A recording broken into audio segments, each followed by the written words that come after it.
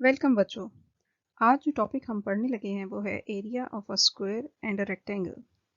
यानी कैसे आप लोग किसी भी स्क्वायर और रेक्टेंगल का एरिया फाइंड कर सकते हैं। तो चलिए शुरू करते हैं। सबसे पहले हम डिस्कस करते हैं व्हाट इज एरिया, यानी एरिया क्या है। Area is the amount of surface a shape covers.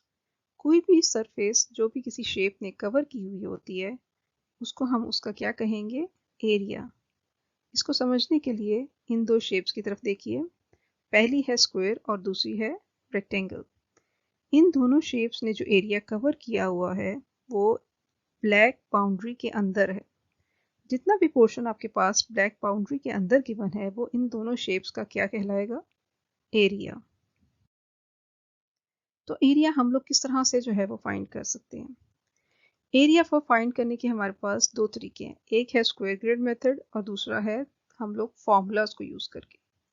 और अगर आपके पास कोई सिंपल शेप ना हो तो उस कंपोजिट शेप हो तो उस शेप को आप पहले डिवाइड करेंगे स्क्वायर्स और रेक्टेंगल की सूरत में, और उसके बाद उन दोनों का आप इंडिविजुअली एरिया फाइंड करके उसको सम करेंगे तो आपके पास पूरी कंपोजिट शेप का एरिया आ जाएगा। तो एरिया को हम लोग फॉर्मूले की मदद से किस तरह से फाइंड कर सकते हैं। एरिया की डेफिनेशन तो आपको अब तक याद हो चुकी होगी कि वो क्या है। Area is the amount of surface a shape covers.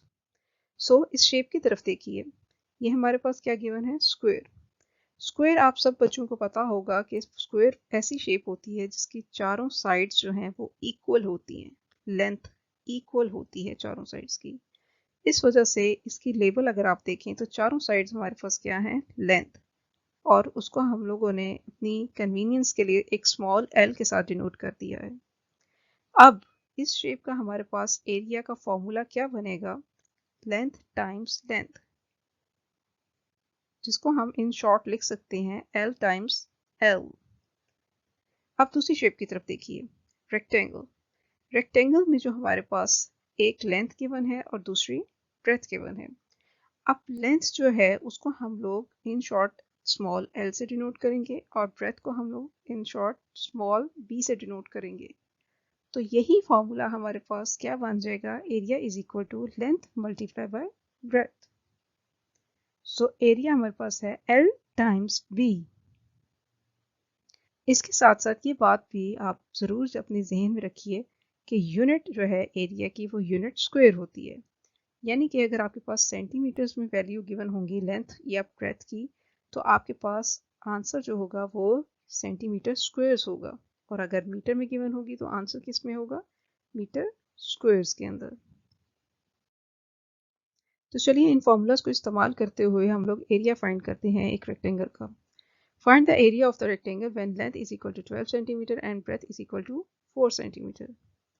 तो हमें पता है कि एरिया ऑफ रेक्टेंगल किसके इक्वल होता है, लेंथ टाइम्स ब्रेथ। अब लेंथ हमारे पास 12 सेंटीमीटर गिवन है जबकि ब्रेथ हमारे पास 4 सेंटीमीटर गिवन है। सो 12 times 4 is 48 centimetre square. Let's move on to the next question. Use the formula to work out the area of the square when length is equal to 16 cm। आपने यहाँ पे area of the square find करना है, और जब भी आपने area of the square find करना होगा आपको जो गिवन वैल्यू होगी वो सिर्फ एक ही होगी। इस सूरत में हमें क्या गिवन है, लेंथ। सो हमें पता है कि एरिया ऑफ द स्क्वायर का फॉर्मूला क्या था, लेंथ टाइम्स लेंथ। सो हम 16 सेंटीमीटर को 16 सेंटीमीटर के साथ ही मल्टीप्लाई कर देंगे, which is equal to 256 centimetre square. Next question is, अगर आपके पास इस तरह से कोई कॉम्पोजिट शेप गिवन हो तो उसका एरिया आप किस तरह से फाइंड करेंगे। सबसे पहले आप क्या करेंगे, आप इसको इस तरह से दो रेक्टेंगल्स के अंदर डिवाइड कर देंगे। जब आप इसको दो रेक्टेंगल्स के अंदर डिवाइड कर देंगे बच्चों, तो उसके बाद अब आप देखेंगे कि आप इसको किस तरह से दो अलग अलग शेप्स के अंदर लेबल कर सकते हैं। जैसे कि यहाँ पे ऊपर वाला पोर्शन मैंने लेबल कर दिया है ए, और नीचे वाला पोर्शन मैंने लेबल कर दिया है बी। अब मैं क्या करूंगी, मैं ए का एरिया अलग से फाइंड कर लूंगी और बी का एरिया अलग से फाइंड कर लूंगी और फिर उन दोनों को सम कर दूंगी। तो मेरे पास total area of this composite shape आ जाएगा। अब यहाँ पे गौर करने की बात यह है कि यहाँ पे लेंथ आपके पास जो 8 सेंटीमीटर गिवन है ये यहाँ से लेके यहाँ तक है, जबकि अगर आपने इसको हाफ में डिवाइड कर दिया है तो इट मीन्स के यहाँ से यहाँ तक आपके पास क्या हो गई है 4 सेंटीमीटर और यहाँ से यहाँ तक 4 सेंटीमीटर। तो चलिए अब शुरू करते हैं। अब अगर आप गौर करिए हमारे पास ए शेप जो है वो किस शेप में है, रेक्टेंगल, और बी पार्ट जो है वो किस शेप में है, rectangle. So we are going to use the formula of a rectangle to solve this problem.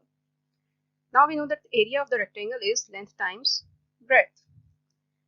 For A हमारे पास length क्या है 4 cm और breadth 3.5 cm. When you multiply 4 cm with 3.5 cm you get 14 cm squares. आप इसी चीज को area of B के लिए भी फाइंड करेंगे। सेम फॉर्मूला यूज करेंगे लेंथ मल्टीप्लाई बाय ब्रेथ। अब लेंथ यहाँ पे हमारे पास क्या है 7 centimetre and breadth is 4 centimeter.